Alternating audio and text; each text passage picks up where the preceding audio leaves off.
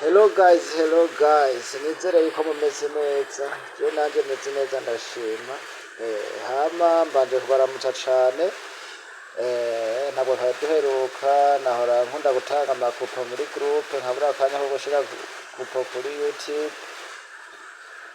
Ariko uyu munsi nabateguriye kupo imeze neza y'amanota 148 nkuko mubibona ngaha nyene kuri kupo.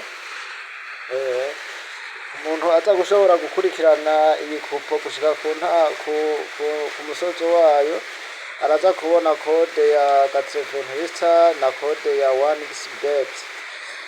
Hama jewe mumva turiko turavugana nkushikiriza ibiganiro, banyitwa Ntirama Pascal, bakaba bantazira Rukara.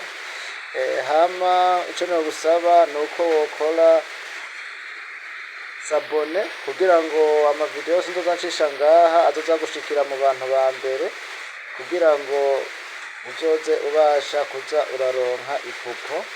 Ngaha mu by'ukuri dutanga amakupo yizewe kandi arya, amakupo yizewe na 9%. Hama iyi mubona iyi ari kupo nari natanze jo muri groupe ya WhatsApp, ariko ntibyakunze yuko ijya nkuko nari nabitekanije.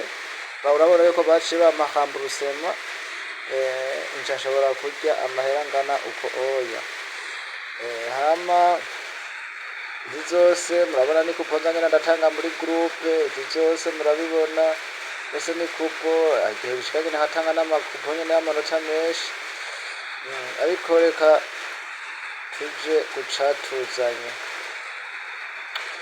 Hama kupo y'umunsi ni kupo y'umunsi ni kupo y'amanota 126. Ni ukuvuga ko abantu bakoresha 1xbet kode ni ku bantu bakoresha 1xbet guys, kode 1xbet, kode 1xbet.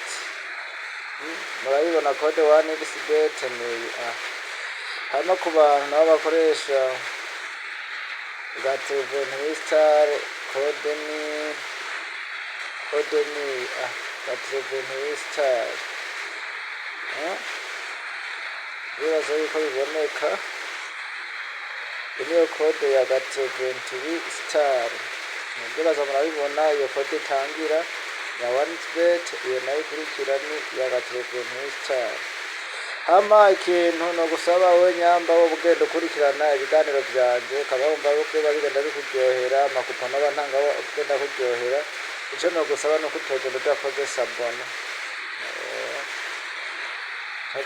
Murakoze, mugire Imana n'amafaranga.